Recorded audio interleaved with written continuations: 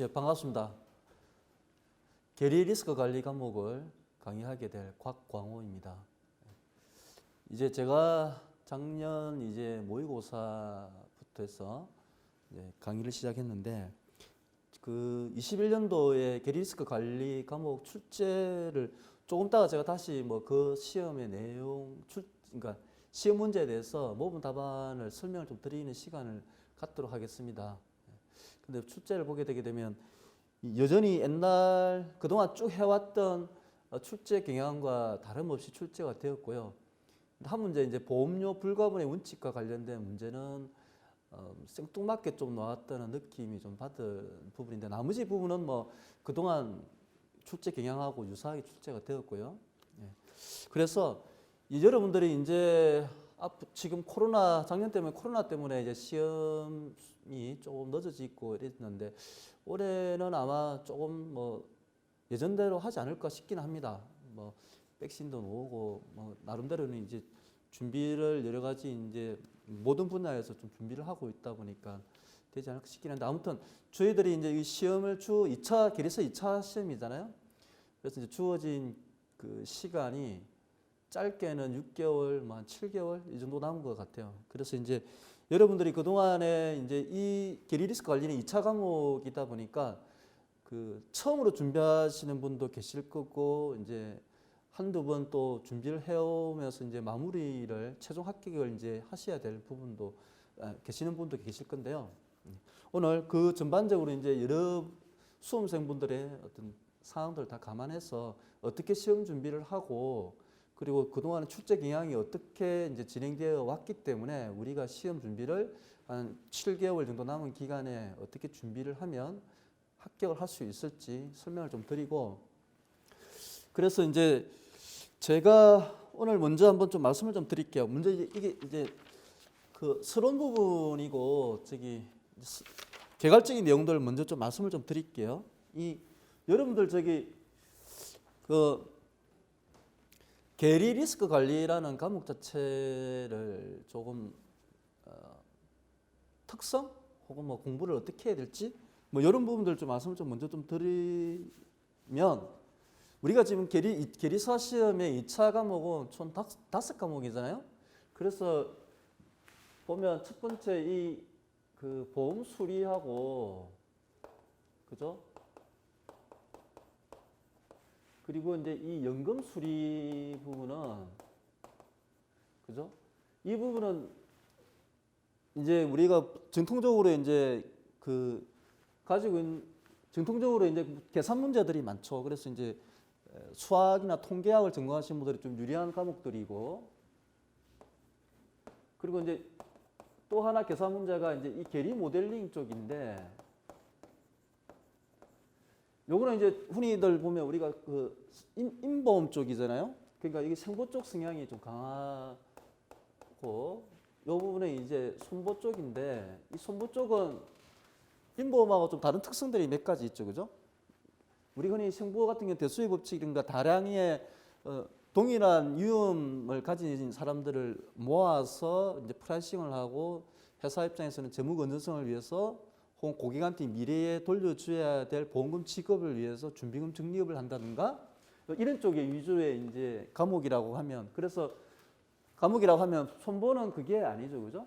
기간이 이제 좀 짧은 기간일 수도 있고 단기가 있고 이 생보 쪽 이쪽은 장기죠, 그죠?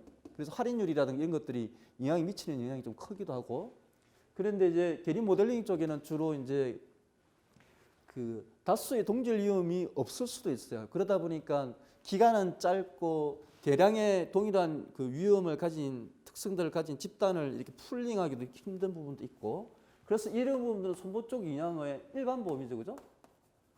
손보의 일반 보험 쪽이고 그러면서 이게 이제 확률 통계 쪽이 많습니다, 그죠? 이 확률 통계 왜 확률 통계가 많나 그러면 이 보험 수리하고 연금 수리는 다수의 위험 동지를 가진 것 때문에 어떤 흔히 말하는 정규분포에 가깝게 형성이 되면서 프라이싱을 하는 경향인데 이거는 좀 그러지 않을 수가 있어서 그래서 확률 통계 쪽에 어떤 일반 보험 쪽에 보상을 해주는 것들이 대상 자체에 대해서 적당한 분포를 찾아야 되겠죠. 확률 그 분포 쪽에 그런 확률 분포를 찾아가지고 프라이싱하는 건 이게 좀 손보 쪽 모델링이 되겠습니다. 그런데 이제 그 다음에 이제 최근에 이제 이 금융공학, 재무금융공학인데요.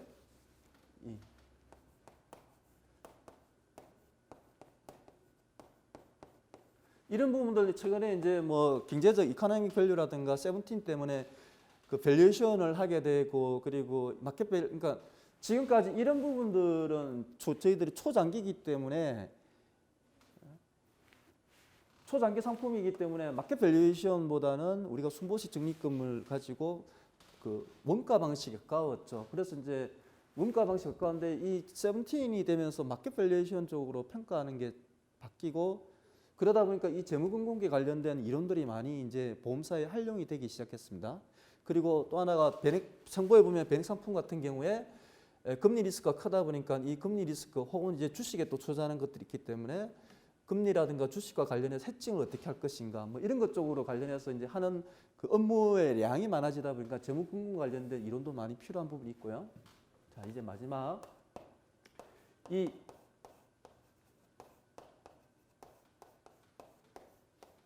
근데 이 계리 리스크 관리는 여기에 나와 있는 1번, 4번은 주로 이제 보면 물론 재무금융은 조금 뭐 성향이 좀 다르긴 합니다. 그런데 이제 이쪽은 주로 이제 저희들이 계산하는 거죠. 그래서 주로 캘큘레이션 쪽이 가깝습니다. 그죠? 그죠? 그래서 이 계산하는 쪽에 영향이 많아서 주로 이제 미분적분도 많이 쓰기도 하고 확률 모형도 많이 쓰고 이렇게 되는데 이 계리 리스크는 여기에 나와 있는 이 내용들 외에 그 외에 모든 보험 경영과 관련된 보험회사 측면 그리고 보험이라는 게 사회 안전망 역할을 하다 보니까 국민의 어떤 사회 안전망 역할을 하기 위해서 필요한 것들 그러니까 이 전반적으로 우리의 생활에 미치는 영향이 크다 보니까 이슈성이 많은데 이 이슈라는 게 뭐냐면 우리 사회 전반에 대한 이슈가 있겠죠. 또 하나가 뭐죠? 이 보험사 입장. 왜냐하면 보험사가 다른 금융기관처럼 단기 수익을 남기려고 하다 보면 우리 초장기 상품이 보험을 장기 안정적으로 유지를 해서 사회 안전망 역할을 하는 부분이 부족할 수 있잖아요. 그래서 그런 것들이 보험사의 장기 안정적인 유지하는 역할, 그거에 이제 감독 당국에서 그러면 어떻게 그거를 규제로서 통제를 할 것이냐. 이런 것들이죠. 그죠? 그래서 이제 이런 부분과 관련된 부분, 이슈성 관련된 부분은 계리 리스크에 이제 출제가 되는 겁니다. 그죠?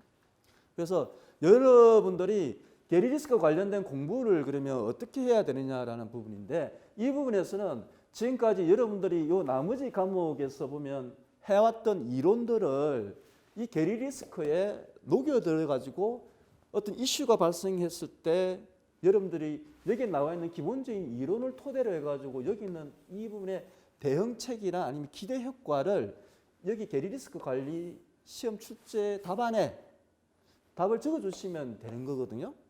예.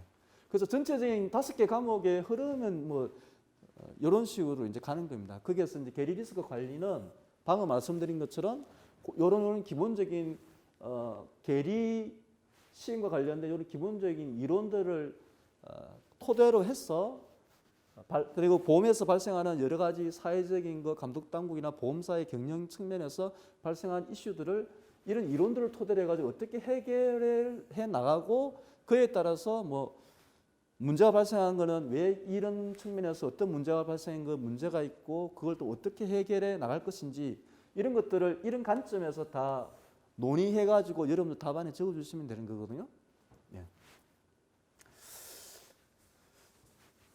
그러면 여러분들 아마 특히 이제 그 보험사에서 직장 생활을 조금 해보신 분들은 이제 느끼실 거고 아직 학생이신 분들은 이런 부분들에서 이제 어떻게 이 계리 리스크 관리 시험에 나오는 문제들을 해결을 해 나가야 될지 조금 막막한 느낌이 좀 들 거예요. 그러면 이 부분을 어떻게 이제 여러분들이 시험 준비를 해가지고 잘 해 나갈 것인가라는 부분인데, 그래서 이제 제가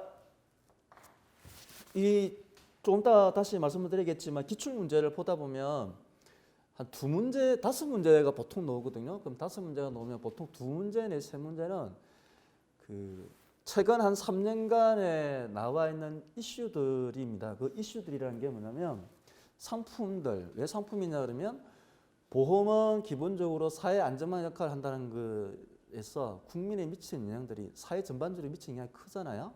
그러면 그런 부분들이 이제 왜 문제가 발생을 했고 그 발생했던 문제들을 어떻게 해결을 해 나갈 것인지 그게 이제 3년간에 우리가 언론이라든가 아니면 금감원의 보도 자료라든가 뭐 이렇게 보게 되면 대부분 다 정리가 이제 좀 어떤 문제가 출제될 것인지가 딱 눈에 이제 들어옵니다.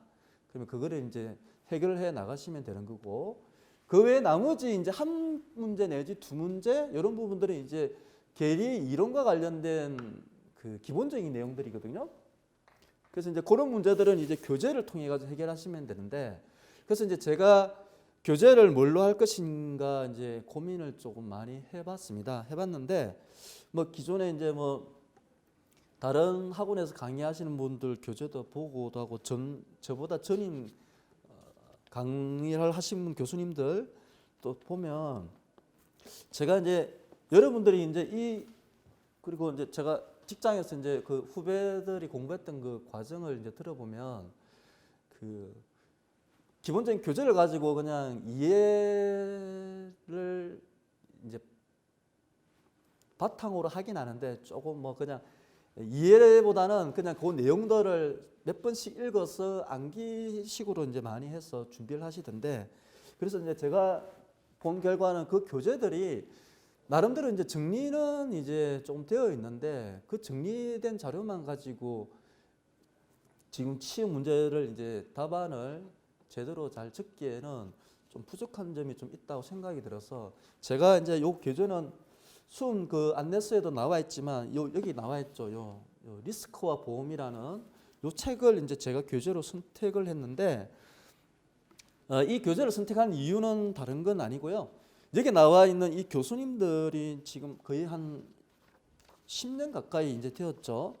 그래서 이제 이 교재가 나오면서 여기 나와 있는 교수님들이 우리나라의 보험의 전반 제도라든가 아니면 운영과 관련해서 금감원이라든가 보험사에서 자문을 얻고 그리고 이제 시험 출제위원들에도 여기 계신 분들이 많이 나가십니다. 그러다 보니까 실제로 최근에 한 5년 정도의 여기 기출문제 이렇게 앱이 있죠, 그죠? 기출문제 앱에 보면 여기에 나와 있는 것들이 이제 최근에 한 5년치의 그 기출문제를 보면 많게는 한 3문제, 적게는 뭐 한두 문제 이렇게 이제 이 교재에서 다 출제가 되었어요. 그 세부 내용들도 다. 그래서 제가 이 교재를 이제 바이블로 삼아서 여러분들한테 이번 강의에 총 이제 8주 가량 이제 저희가 강의를 할 건데 주된 내용들은 요거 가지고 이제 강의를 할 거고요. 그래서 요 책을 보게 되시면 안에 그 여러분들이 이제 이 시험 준비용으로 이 책을 다 안에 암기를 할 건 아니고요. 제가 이 교재의 목적은 뭐냐면 여러분들이 시험을 준비하기 위한 기본적인 교재로서의 역할로 말씀을 드리고 이 안에 내용을 보게 되게 되면 어떤 뭐 용어부터 해서 전반적으로 여러분들이 보험 실무를 접하기 전에 내용들이 상세하게 설명이 잘 되어 있어서 교재로서 충분할 것 같아서 제가 교재를 선택을 했고요. 그리고 이제 제가 이 교재만 가지고 여러분들이 이제 시험을 준비하기에 좀 부족한 것들이 있어요. 그래서 이제 그 부분들은 제가 오늘도 지금 6개의 파일을 제가 나눠드렸는데 그런 지금 앞으로 강의도 매 주차별로 해서 강의를 할 때 제가 만든 그 참고 자료를 가지고 강의를 이제 하도록 하겠습니다.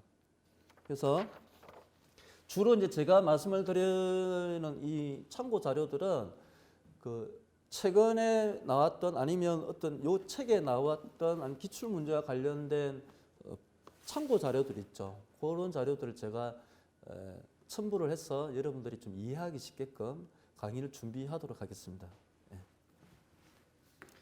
자, 제가 오늘 이제 첫 번째 1주차 강의는 제가 요 수업 안내와 기출문제 앱을 가지고 설명을 좀 드리고, 그리고 이제 작년에 2020년도에 시험 출제됐던 시험 풀이를 한번 해드리면서 여러분들이 이제 이 강의에 어떻게 이제 준비를 좀 해 보시고, 내가 이런 시험 문제가 나오면 내가 어떻게 이제 답안을 적어 나가실지에 대해서 한번 맛보기로 해서 한번 20년 거 제가 20년 거 기출 문제를 설명을 드리도록 할게요.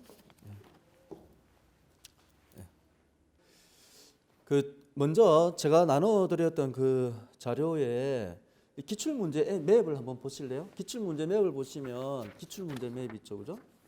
기출 문제 맵을 보시면 요게 이제 저희들이 그 계리사 시험 제도가 2014년도부터 이제 이 5과목 체계로 완전히 바뀌었거든요. 그 전에 이제 이렇게 보게 되면 그 이론미 2013년도까지 보게 되면 뒷페이지, 그 뒷페이지 보시면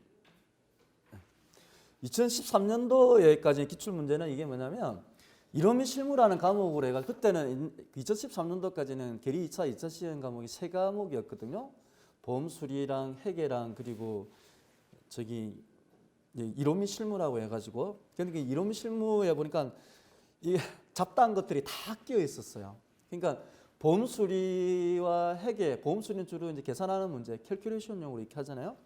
근데 그런 거 이제 캘큘레이션이 좀 복잡한 거 있죠. 그런 것들은 보험수리에 내고 간단한 거, 그다음에 지금 과목에 대한 금융공학이라든가 뭐 이런 쪽에 관련된 내용들이 다 이제 이론 실무에 들어가 가지고 계산 문제는 간단하면서 내용은 알아야 되는 거 위주로 넣다 보니까 이론 실무가 공부하는 분야가 다양하면서 이론 공부하기 굉장히 어려웠었어요.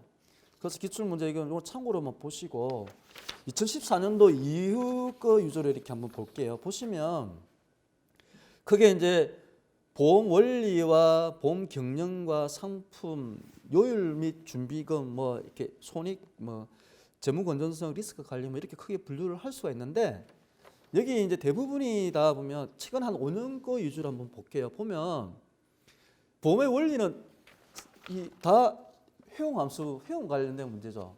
여기 기대 회용 문제는 여기 교재에 잘 나와 있고 올해도 여전히 나왔습니다. 이 부분이.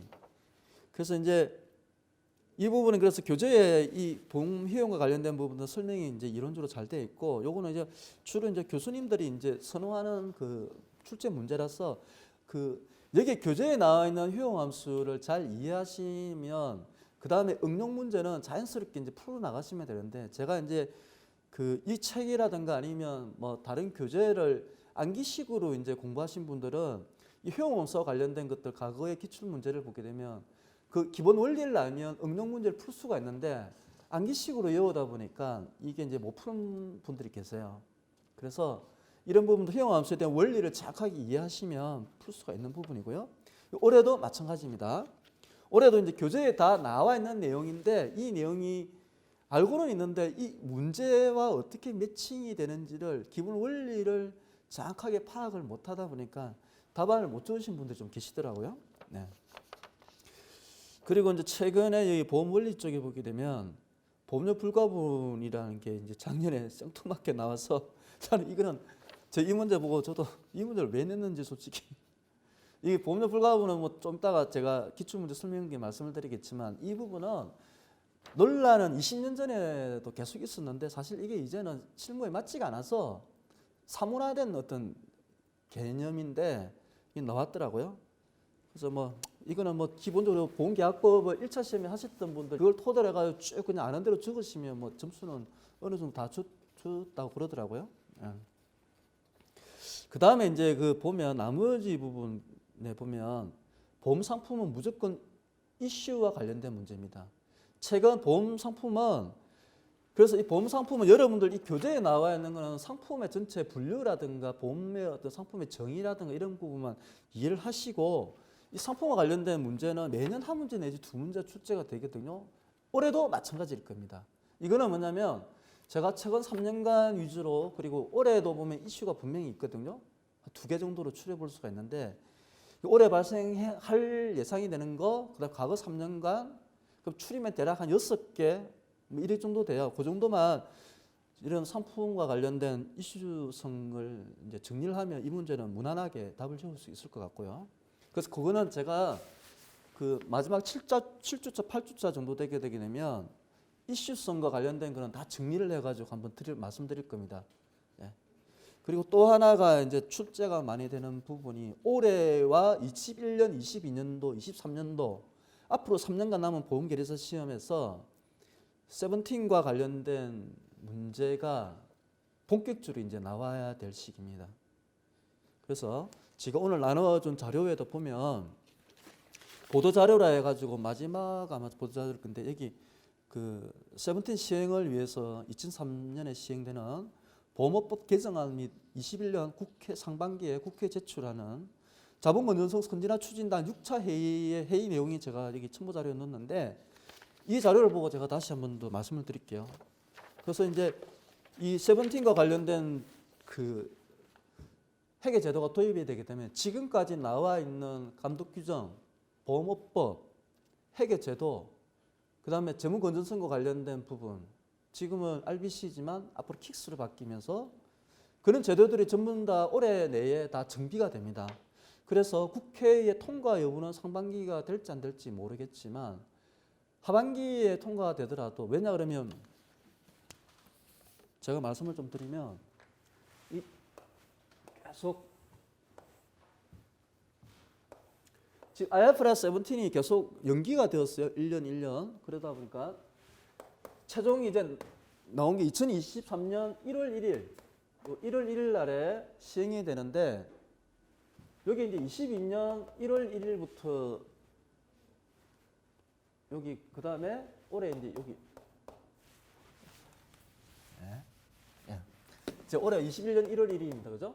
자, 여기에서 이제 21년부터 해가지고 이제 여기 이제 여러분들이 이제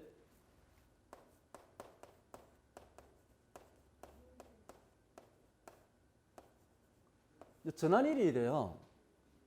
전환일이 된다는 얘기는 뭐냐면 이때 세븐틴이 이제 여기에 시행이 되는데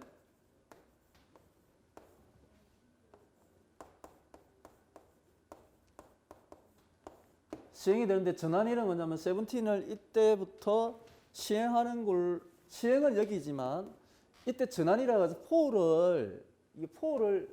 IFRS 4를 IFRS 17으로 전환하는 시기를 이때부터 준비를 해서 1년간에 다 완료를 하고 물론 준비는 이때까지 워낙 이게 17 관련된 업무가 복잡하고 시스템 구축도 오래 걸려서 이미 다 준비를 하여 오고 있고요. 그 전환일이 되면 이 전환일과 관련해 해야 될 일이 굉장히 많아요. 공시 준비부터 해서 전환 CSM도 준비를 해야 되고 그러면 이제 이때 되면 이때는 뭐냐 그러면 4와 17을 이렇게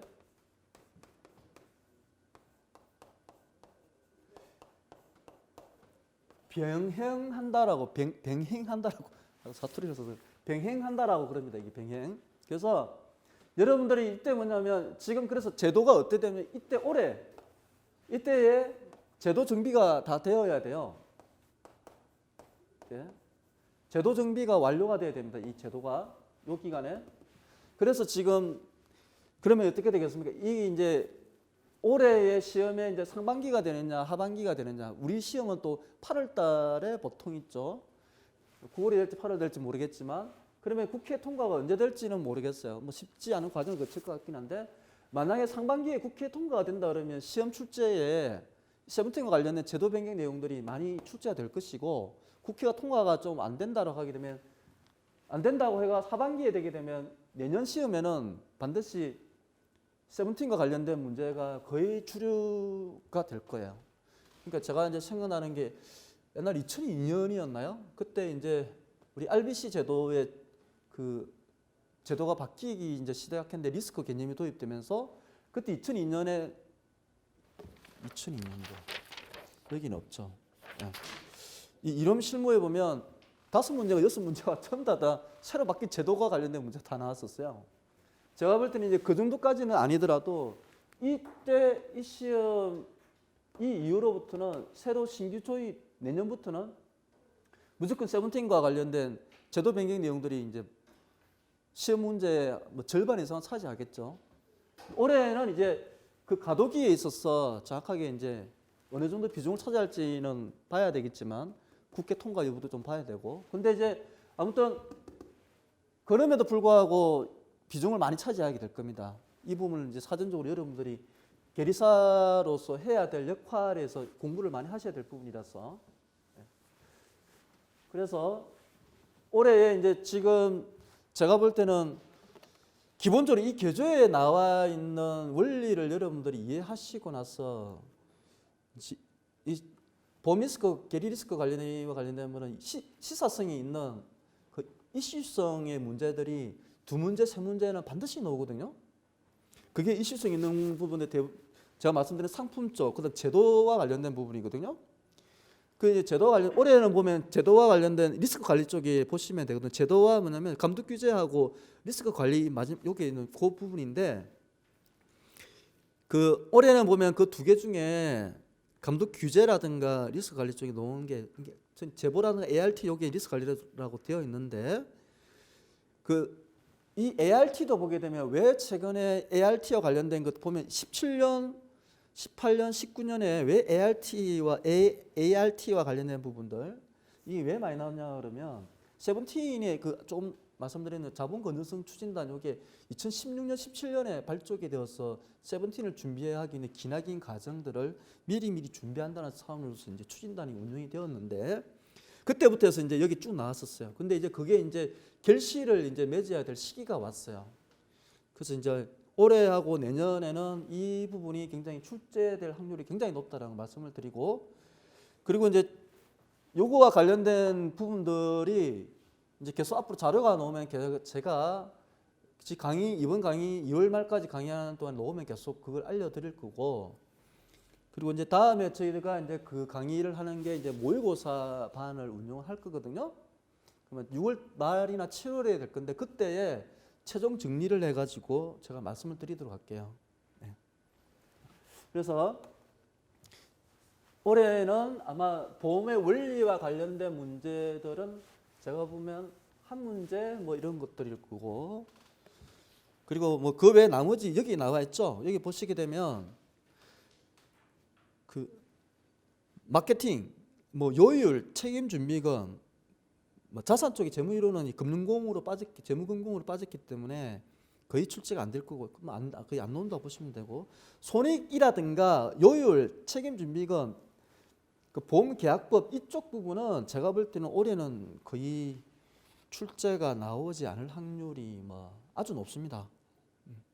왜 그러냐 그러면 이 요율이라든가 그다음에 손익이라든가 이거 다 포 기준으로 하는 부분이라 특히 손익 쪽 이 부분은 이제는 뭐 출제가 이원분석 기존에 포 기준으로 하던 이원분석 및 그 상품 손익이라든가 준비금 이런 구조들은 출제가 되기 앞으로는 힘든 사항이고요.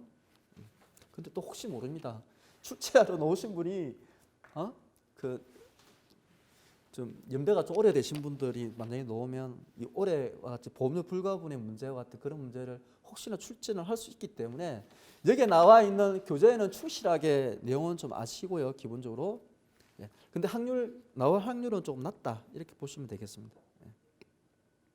자, 전반적으로 이제 시험의 기출 문제 쪽에 출제 경향은 그렇는데 제가 이제 이 시험에 공부하는 방법은 여기 제가 오늘 말씀드리는 이 교재를 한 번 정도는 정독을 하시고 그래서 이 계리 리스크 관리 시험을 준비하기 위해서 필요한 용어, 그 다음에 이해, 원리적인 이해죠. 그런 것들을 하시고 난 뒤에 그 다음에 예상 가능한 문제들, 시사성 있고 이런 문제들을 이런 것 계리적인 원리를 바탕으로 풀어 나가셔야 되거든요.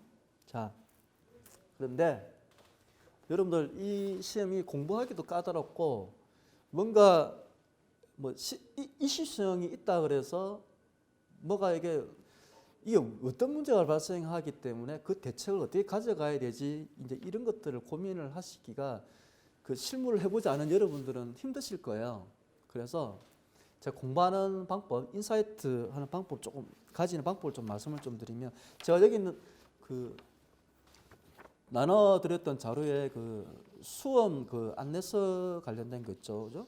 여기에도 제가 언급은 해놨는데 핵심만 좀 말씀을 드리면, 여러분들이 이 그 학생분들이 이 시사성이 있고 이슈가 되는 부분들을 이해하기는 쉽지는 않아요. 근데 그 예상되는, 제가 이렇게 보니까 계리 리스크 관리는 한 30문제 정도만 예상되는 문제를 가지고 기성정결에 의한 그 스토리 라인을 가지면서 여러분들이 쭉 준비를 잘 해가지고 그것만 이렇게 뭐 이해를 하면서 잘 외우시면 충분히 합격할 수 있다고 저는 보는데, 그러면 이제 이거를 이해를 하는 게 이제 그러니까 뭐 저도 그렇고 다른 뭐 선배들이 누가 이렇게 준 뭐 그런 뭐라죠, 그 자료들을 가지고 공부를 하시더라도 본인만의 그 글쓰기를 할 수 있어야 되잖아요.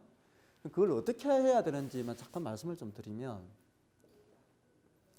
이게 이제 여러분들 고민을 이제 우리가 그 주로 이제 계리사 준비하시는 분들 수학을 이제 뭐 잘하셔서 이제 수학이나 학력 통계를 이제 하시는데 준비를 하시는데 이 과목도 마찬가지입니다. 그러면 항상 이 여러분들 공부할 때 보면 과학이라든가 수학할 때 이 Y라는 거, 왜라는 거를 잘 고민을 하시다 보면 이제 문제를 이제 뭐 잘 풀 수 있고 뭐 이해력도 높아질 수 있는데, 이 계리 리스크 관리도 마찬가지입니다. 이 제가 다시 한번 말씀을 드리면, 이 보험 상품이 다른 금융 상품보다 굉장히 어려워요. 근데 이제 옛날에는 보험 상품을 이게 판매상의 어떤 과정에서 뭐 사기성도 있다, 뭐 횡령도 있고 막 이러다 보니까 금융 상품들 중에서 문제가 좀 있다라는 평을 옛날에 아주 옛날에는 받았었어요. 지금은 이제 많이 바뀌었죠. 위상도 많이 올라가고. 근데 이제 그 원인은 뭐냐 그러면, 이 보험사가 이렇게 있죠, 그죠? 이 보험사가 있고, 그리고 이제 여기에 보면 고객이라고 그러는 국민이 있습니다, 그죠? 그런데 일반적인 금융기관은 이 금융기관하고 고객 간의 관계에 의한 게 대부분이에요. 대부분 예를 들면 이제 은행, 증권을 예를 들어 볼게요.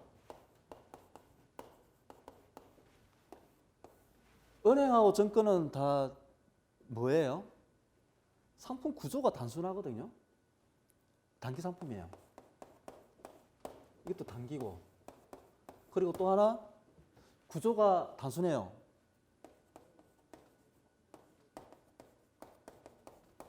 왜 단순해요, 이 구조가?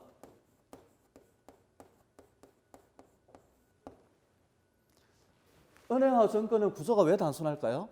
이 거래관계가 이 둘만의 거래관계예요.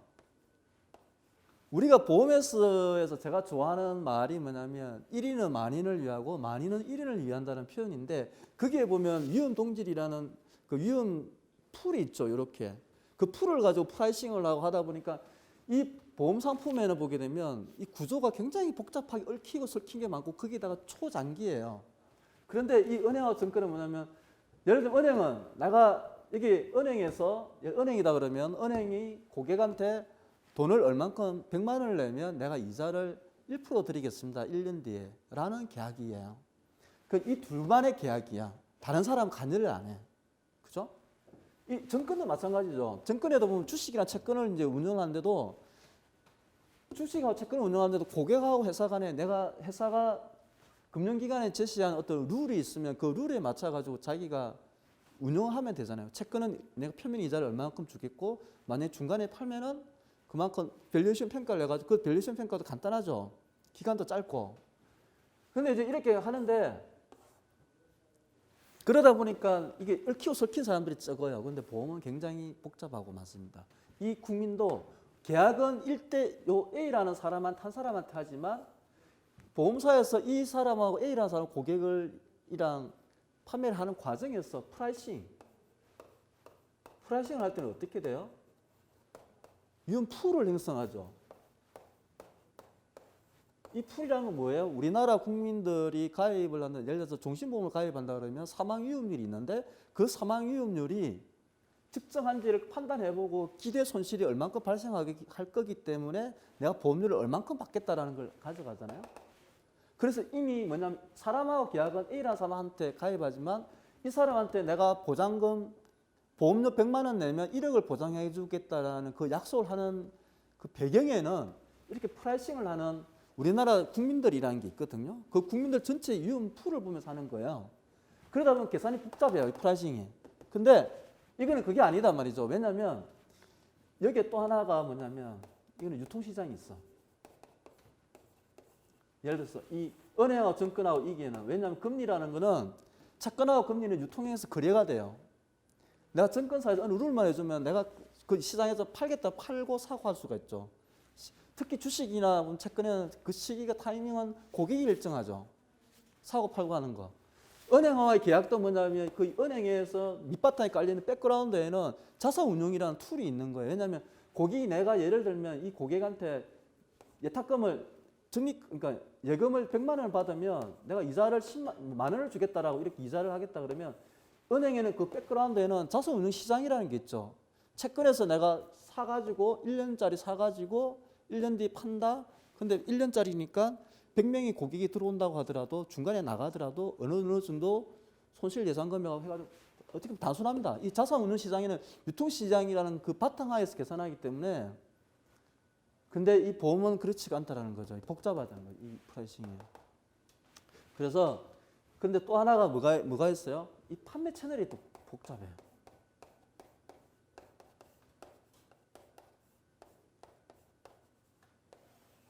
근데 판매 채널도 이제는 은행도 복잡해졌죠. 은행에서도 지금 펀드나 ETF 팔고 뭐 이러면서 특히 요즘에는 그 금융투자와 관련된 거 뭐 라인 펀드라든가 뭐 이런 것들 보면 복잡해지면서 은행도 판매 채널과 옛날에 보험회사가 겪었던 그런 판매 채널상의 불안전 판매와 관련된 부분들이 굉장히 이제 이슈가 되고 있죠. 이제 은행도 점점 더 경쟁이 치열해지면서 예대 마진으로 먹고 사는 시대가 지났기 때문에 수수료로, 그러니까 피 비즈니스라고 하거든요. 이런 거를 예대 마진으로 먹고 사는 시대에서 피 비즈니스로 이렇게 자꾸 바뀌는 거예요. 금융이. 그죠? 그러니까 이 피 비즈니스라는 영역을 바뀌면서 기존 이 보험사는 옛날부터 이제 그래 왔거든요. 이렇게. 근데 그래서 이걸 원래 가지고 있던 문제들하기보다는 이런 속성이 있기 때문에 발생하는 문제들이 이제 꽤 많이 나타났었고, 지금 여러분들이 시사성이 있는 그 최근에 나온 기출 문제들은 다 판매 과정상에 나타나는 문제점 때문에 그런 거예요. 근데 그 문제점들을 왜 발생하냐를 잘 보면 그 이해관계자들의 상품에서 가지고 있는 약점이라는 게 있어요. 여러분들 금융상품이 완벽한 상품이 있을까요? 이게? 있을까요? 없거든요. 그러다 보면 어떤 상품을 보면 어떤 상품은 보험사에 좋고 어떤 상품은 뭐 고객한테 좋고 어떤 상품은 이 설계사 채널한테 좋아요. 그러다 보면 이게 이 상품에 따라 가지고 운영하는 보험은 기본적으로 푸시형 상품이잖아요. 푸시형 상품이니까 각자 이해관계자들에 따라 가지고 이 상품이 유불리가 발생하면 그 이해관계자가 유리한 상품을 막 밀게 되어 있어요. 판매를 막 하게 되어 있거든요. 그러다 보니까 발생하는 문제들이 상품 구조상에 나타나는 것들이에요. 그러면 그런 상품의 구조상의 문제들이 어떤 문제에 계리 원리적으로 볼 때 어떤 문제들 때문에 이 이해관계자가 유리하고 고객이 유리하고 판매 채널이 유리한가라는 걸 상품 구조적으로 계리 원리적으로 파악을 해서 그 해결도 계리 원리적으로 해결하는 방안을 제시를 하는 거죠.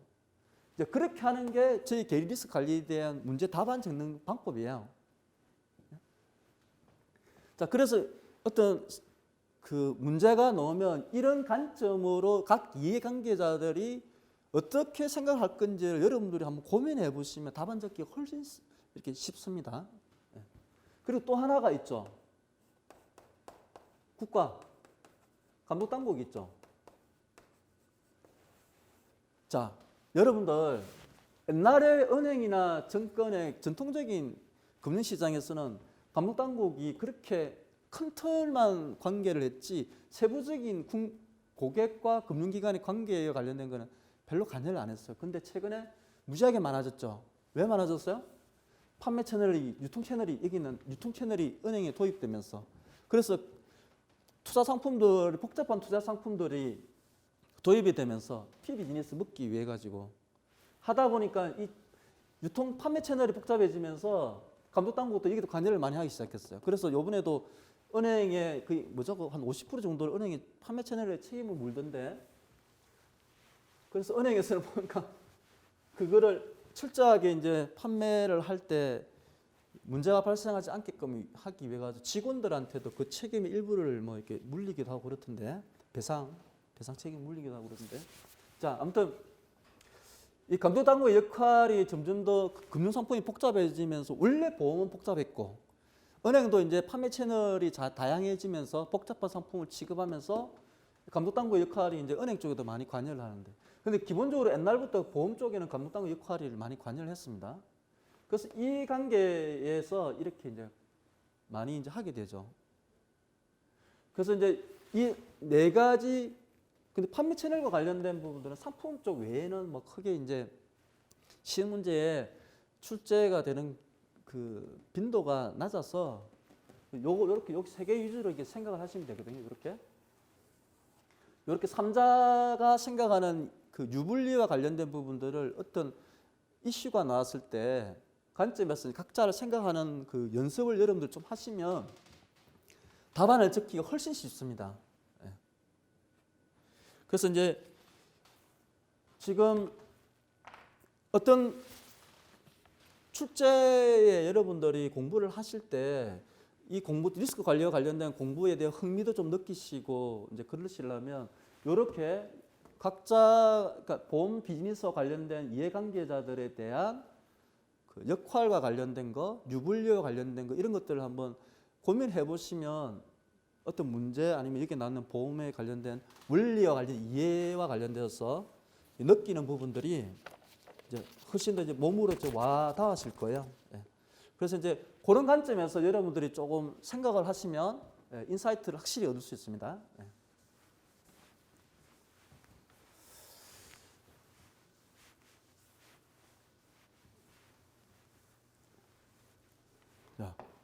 자, 출제 경향을 한번 다시 여기 한번 볼게요.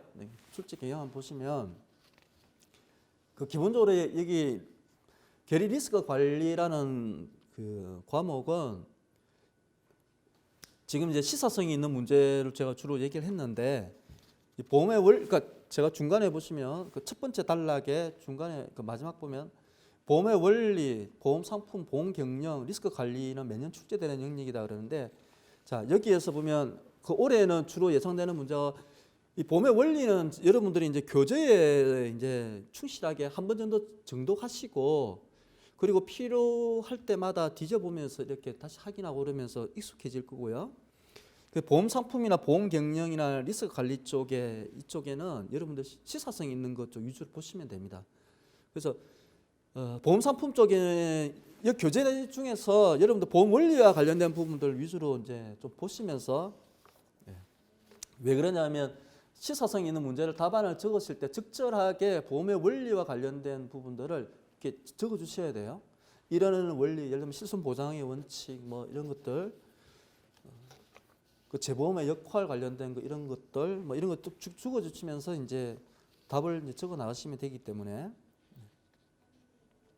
근데 이제 보험의 원리 빼고 나머지 부분은 대부분 다 시사성이 있고 그 이슈가 되는 부분들이라서 이 부분들은 출제를 예상하기는 쉽습니다. 그래서 그거를 제가 이번 강의 시간에 그 6월 말까지 넣어놓은 대로 다 정리를 해가 드릴 건데, 그 7월 달에 하는 모의고사 때는 제가 출제되는 거 다 정리해서 그때 다 말씀을 좀 드리도록 할게요. 그리고 이제 최근에 가장 큰 이슈는 조금 전에 말씀드린 것도 세븐틴입니다. 세븐틴과 관련된 부분들 때문에 우리 보험의 모든 부분들이 재반에 미치는 영향이 지대합니다. 그래서 그 문제는 올해, 내년에는 말할 것도 없고요. 내년에 무조건 이 부분이 비중이 절대적입니다. 근데 올해도 이 부분이 많은 영향을 차지할 거고요. 국회 통과 여무 시기, 국회 통과하는 시기가 이제 관건인 것 같은데, 제가 6월 달까지 한번 지켜보고 그때 다시 말씀을 좀 다시 드리도록 할게요. 그리고 시사성이 있는 그 이슈가 출제되는 거는 제가 계속 강조를 드렸고, 왜 그러냐 그러면 이 계리 리스크 관리라는 부분들은 이 계산하는 문제는 다른 그 과목 뭐 연금 수리나 보험 수리라든가 뭐 계리 모델링에서 다 넣어오는 부분이고, 그러면 계리 리스크 관리에서 그런 보험 원리만 관련된 문제들은 출제를 많이 하기가 쉽지가 않아요. 그러다 보니까 한 문제 내지 두 문제 정도. 그래서 또 보면 이제 기대 효용이라든가 제보적 위주로 조금 출제가 되고 되다 보니까 나머지 부분에서도 또 몇 군데가 있어요. 그리고 이제 이 교재에 나와 있는 부분하고 최근에 이슈가 되는 부분하고 또 겹치는 부분이 있어요. 특히 제일 이 교재의 뒷부분 ART, Alternative Risk Transfer라고 그래서 제일 마지막 장에 보면 거기에 보면 세븐틴과 관련된 관련된 내용들이 많이 들어 있어요. 그걸 바탕으로 해가지고 그 세븐틴과 관련된 그 이슈성 문제들을 이제 좀 정리를 해보시면 좋고요. 그 다음에 상품과 관련된 문제가 무조건 한 문제, 두 문제가 출제가 되는데, 올해도 보면 달러 보험하고 안보험 약관인데 이게 무지 중요합니다. 이 상품은 왜 그러냐 그러면 매년마다 이슈가 계속 발생하기도 하고, 그리고 이제 이 이슈가 발생하는 거는 뭐냐면 주로 신상품이라든가 아니면 이 상품을 가입할 때 고객들이 처음 접해보는 뭐 신개념의 어떤 뭐 상품 아니면 상품 구조 뭐 이런 것들이거든요. 프라이싱 같은 거 한번 볼까요? 이게 보면 2014년도 이후부터 보는 기출문제 앱에 보면 상품 쪽에 한번 볼까요?